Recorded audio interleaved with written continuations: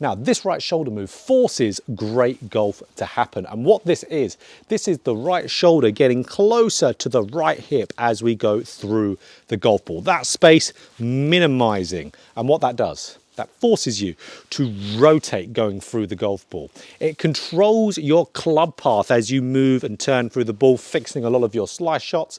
It will help your strike location, make you hit it more central, fix your shank shots, and it will also help you add a little bit more power in there.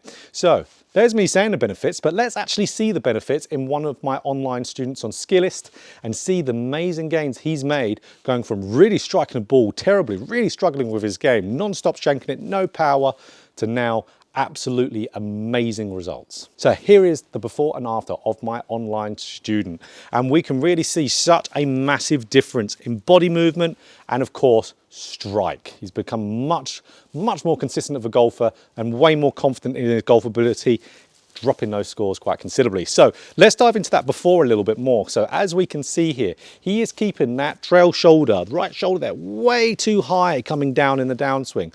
And what that's doing, that is giving him a really minimized amount of rotation going through the golf ball. And it is also causing his trail arm to fire forward, to extend and hitting the hosel. So loss of control club face, lack of rotation, shank shots.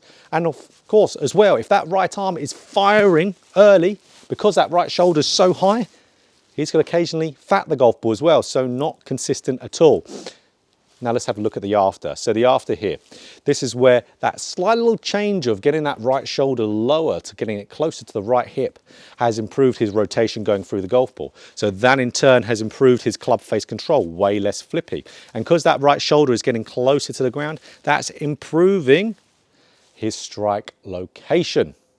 So when that right shoulder stays too high, that club will fly out in front of the ball line. When that right shoulder gets more down, it will travel more through that ball line with the sweet spot, hitting it more central and way less fat shots as well for him. So a huge difference with just a little change there. Now, before we dive into a drill that really gets those great results that we saw with my student, let's understand a little bit first on exactly the details of that right shoulder going down to the right hip. There's a lot of golfers, when they try to get that right shoulder down going into the golf ball, the whole upper body falls backwards and then they fat the ball. So this is where we still want to, as we're getting that right shoulder getting down to that right hip, we still want to continue shifting. It's one of the most common things when I make a video about right shoulder and the downswing, when anyone makes a video on YouTube about this.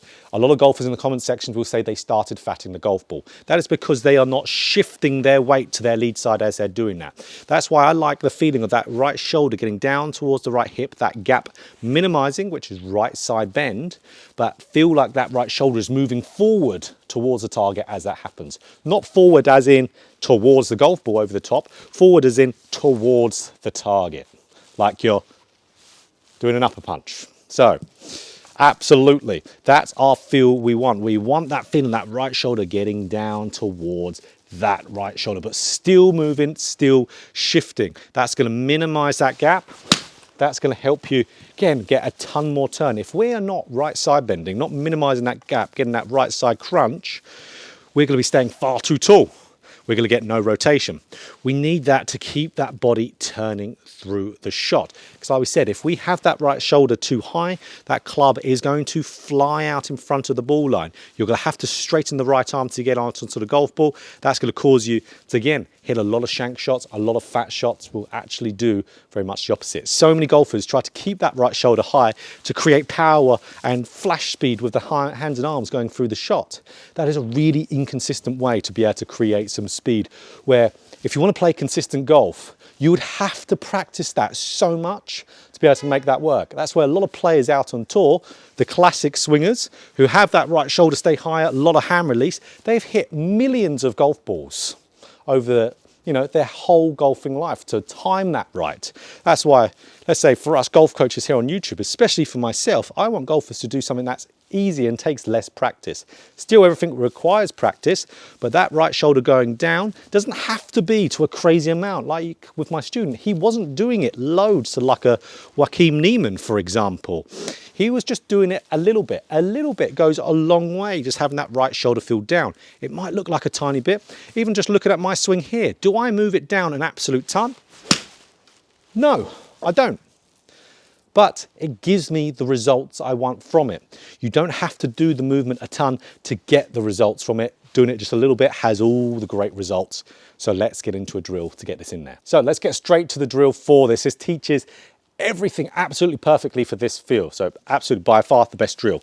Grab your club, put it on your side, just like so. And then what I want you to do is turn to where this club is on top of the golf ball. So there we go. I've just got my hand just gripping it there on the shaft, turning to where the club's on top of the ball. Now, that teaches you to where you can get that right shoulder more down towards the right hip. Again, it's not crazy, but it is absolutely there. If the right shoulder's too high, that club's going to be way out, way too high. Now, if you have a little bit too much early side bend, which a lot of players do, like we talked about, can cause fat shots.